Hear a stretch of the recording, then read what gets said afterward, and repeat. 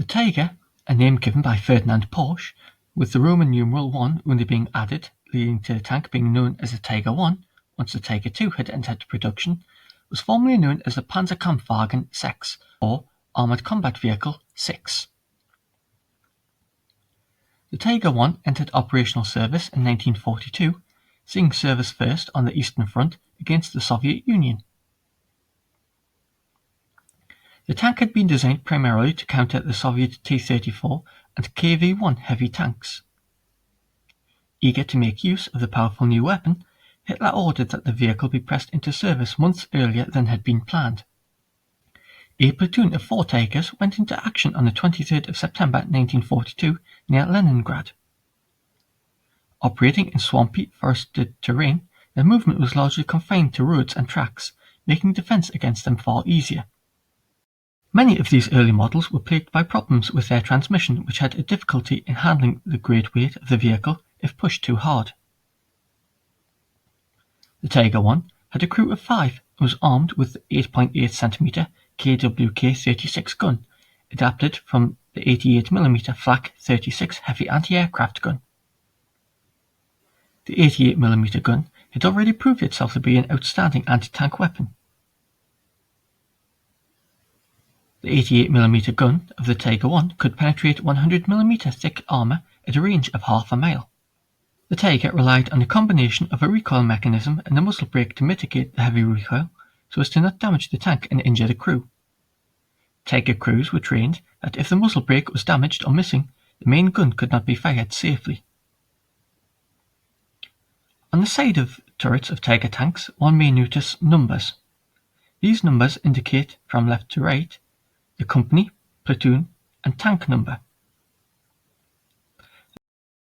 The Tiger I at the Bovington Tank Museum, the only operational Tiger I in the world, dubbed Tiger 131, belonged to Company 1, Platoon 3, and was the first tank in the platoon.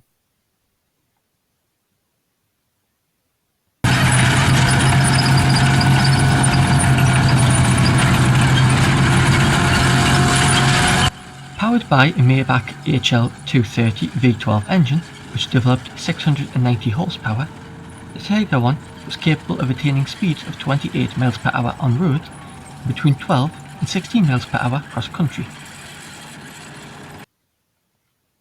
Upon entering service, the Tiger I was equipped with the heaviest armour of any tank on the battlefield, with up to 4.72 inches or 120mm of armour.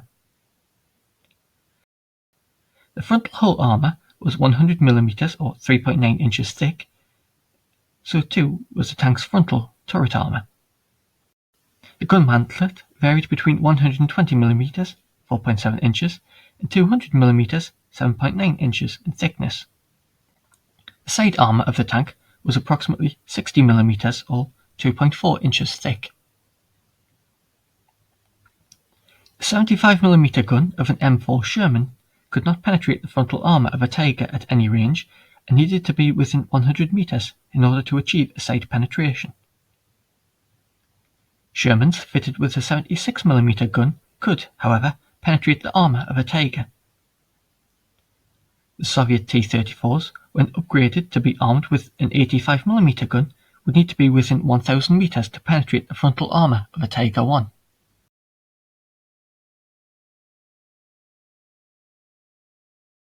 One of the most famous actions involving a Tiger occurred on the 13th of June 1944, when a Tiger I, commanded by Obersturmführer Michael Wittmann, the commander of the 2nd Company 101st SS Heavy Panzer Battalion, entered the village of Villers-Bocage, and in a period of less than 15 minutes destroyed 13 or 14 tanks, 15 transport vehicles, as well as 2 anti-tank guns.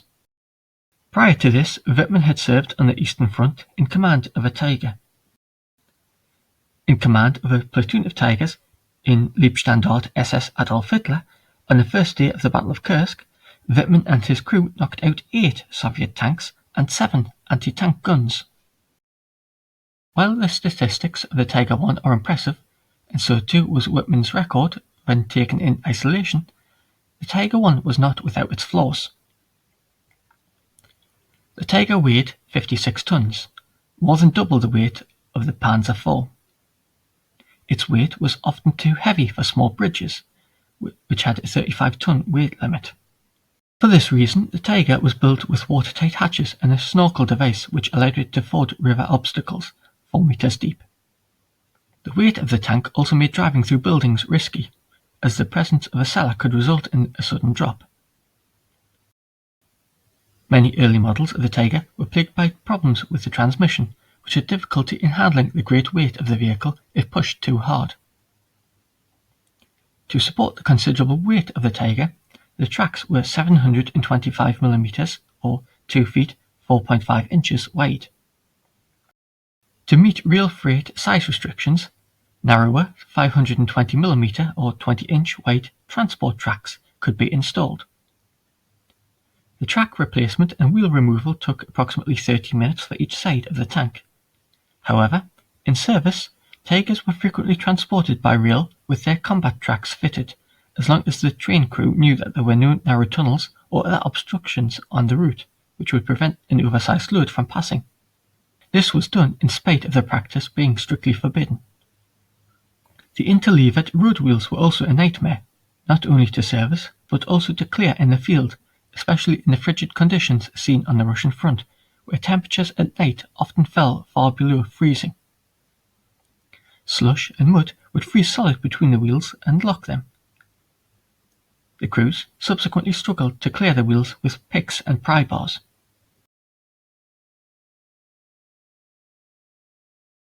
Tiger I's needed a high degree of support. They required 2, sometimes 3 of the standard German SD KFZ-9 Farmo heavy recovery half-track tractors to tow them.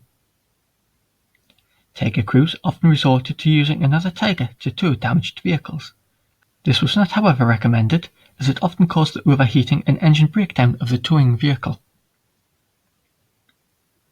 The low-mounted sprocket limited the obstacle clearance height of the vehicle, and the tracks had a tendency to override the rear sprocket, resulting in immobilization. If a track overrode and jammed, 2 Tigers were normally required to tow the tank. A jammed track was often a big problem in itself, since, due to the high tension, it was often impossible to split the track by removing the track pins. The track sometimes had to be blown apart with a small explosive charge in order to be removed. The average reliability of the Tiger tank in the second half of 1943 was similar to that of the Panzer, 36%, which was compared to the 48% of the Panzer IV and the 65% of the Stug III. From May 1944 until March 1945, the reliability of the Tiger tank was comparable to the Panzer IV. With an average of 70%, the Tiger's operational availability on the Western Front was better than the 62% of the Panther. On the Eastern Front, 65% of Tigers were operationally available, compared to 71% of the Panzer IVs deployed and 65% of Panthers.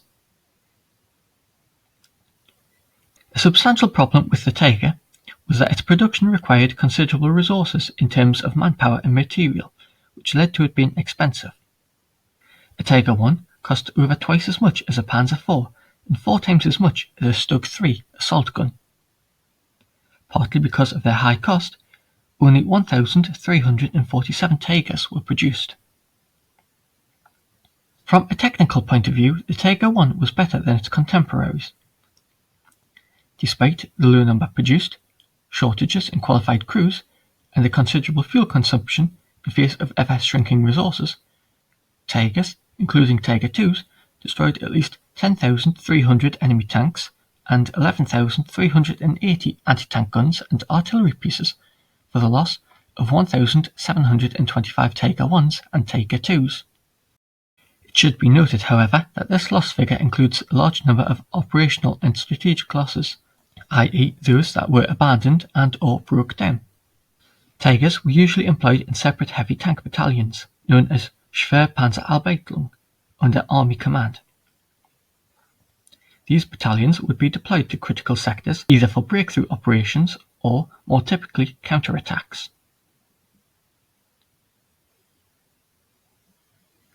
A few favoured divisions, such as the Großdeutschland and the 1st SS Leibstandarte Adolf Hitler, The 2nd SS Das Reich and the 3rd SS Totenkopf Panzer Grenadier divisions at Kursk had a Tiger company attached to their regiments.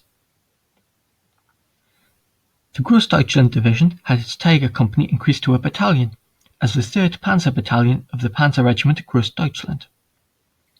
The 3rd SS Totenkopf retained its Tiger I company throughout the entire war. The 1st SS and 2nd SS battalions had their Tiger companies taken away, which were then incorporated into the 101st SS Tiger Battalion, part of the 1st SS Panzer Corps. The Tiger was originally designed to be an offensive breakthrough weapon, but by the time it went into action, the military situation had changed dramatically, and its main use was on the defensive as a mobile anti-tank and infantry gun support weapon. Tactically, this also meant moving the Tiger units constantly to parry breakthroughs, which caused excessive mechanical wear. As a result, Tiger battalions rarely entered combat at full strength. Given the low numbers of just over 1,300 Tiger I's produced during the Second World War, very few survived the war and subsequent post-war scrapping drives. Many large components have been salvaged over the years since, but the discovery of a more or less generally complete vehicle has so far eluded armour enthusiasts and tank collectors. Indeed, today only one Tiger 131, held by the Bovington Tank Museum in Great Britain, is in running condition, although it may be noted that plans are afoot to restore other non-running versions of the Tiger I into running condition.